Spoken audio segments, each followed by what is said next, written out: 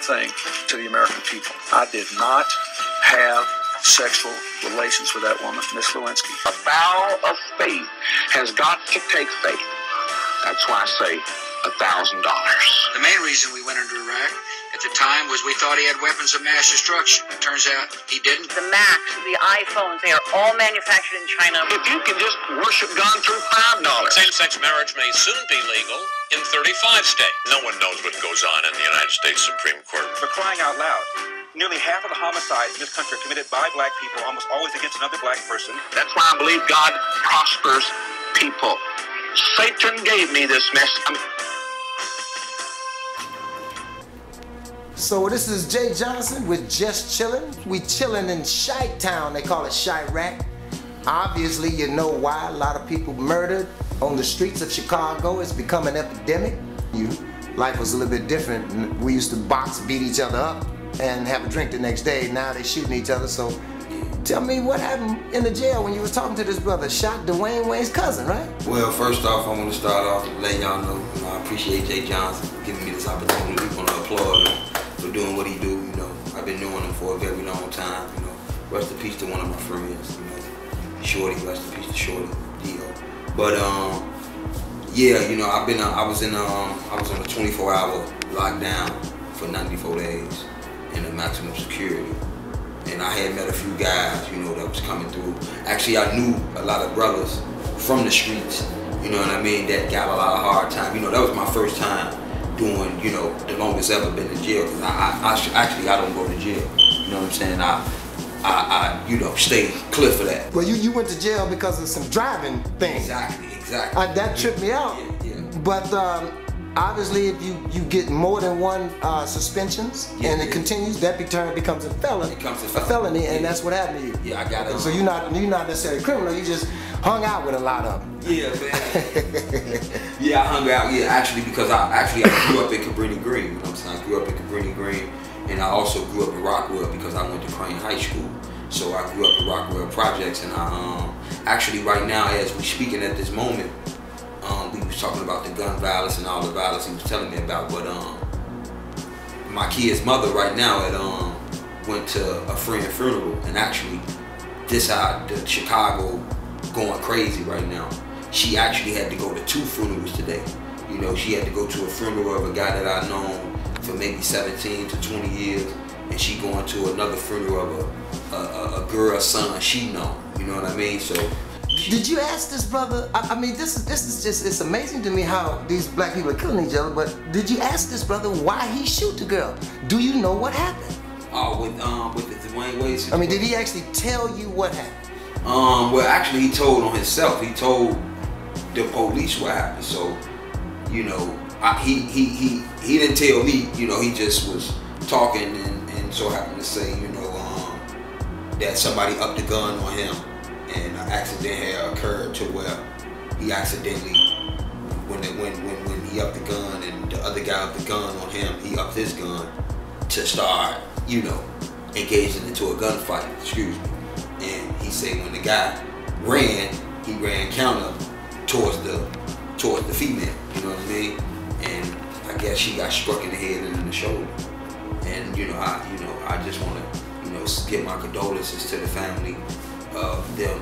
And I just want to say that wasn't no sacrifice, because they got on the internet that Dwayne Wade sacrificed his cousin for this NBA crap and all of that. Like, literally, dude, I was in maximum security for 3 weeks to a month with the guy who actually killed her. You know what I'm saying? He shot the brother too, I think, right? I don't know. Something happened allegedly. But see, what happened is that I'm gonna tell you what happened was he said the guy up a gun on him. So it's really self-defense, because the guy upping the gun on him. Right. You know what I'm saying? Right. So he in a situation to where it's life or death. Right. So he get the upper hand. Right. So the guy started running, because when the guy trying to squeeze the trigger, his gun was on safety, I guess. Right. And the guy actually gave his gun to the police and told the police that I didn't shoot my gun. You know what I'm saying? Look, I didn't shoot my gun. You know what I'm saying? Look, test my gun. I didn't shoot.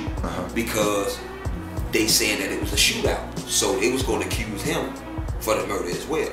But he had a license to carry. So you believe the police got a different story?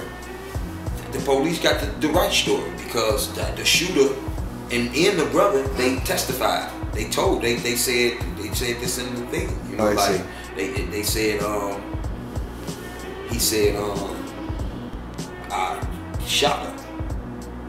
And don't he told the police this. And this is what, on the west side? No, this on the south side of Chicago. South side. I mean, why is the south side so different? I mean, there's more murders on the south side than the west side, isn't it? The west side actually and caught a up lot of murders too. Is that right? Because like I say, it's two people that just it's two funerals today. Or your family friends? It's two funerals today. Yeah. You know what I mean? It's not just one. It's two funerals. Literally, right now, it's two funerals.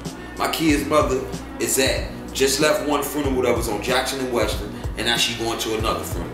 A friend that we grew up with just got killed Friday. His funeral today, and another and a friend that she know, her son just got killed last week as well. Well, what's all the shooting about? All the shooting is about we got an epidemic of crack babies.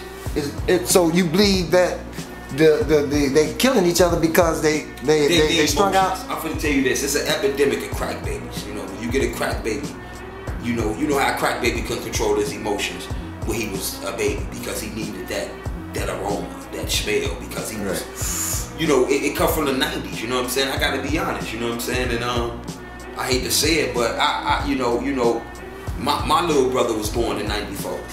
So with that said, you should know. You know what I'm saying? You know what don't need to be don't need to be explained, but we dealing with an epidemic of crack babies. You know, because in the 90s you got these kids born from 91, 92, 93, things of that nature.